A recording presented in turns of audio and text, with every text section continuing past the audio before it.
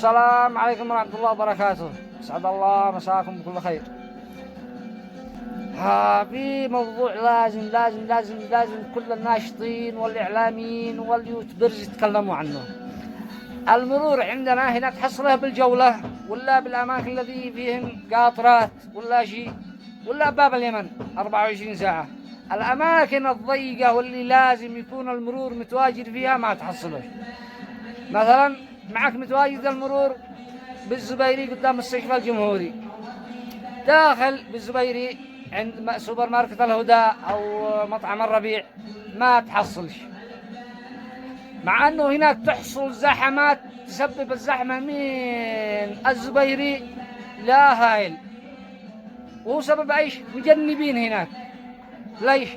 يعني المفروض هناك مرور أضر من أي حاجة،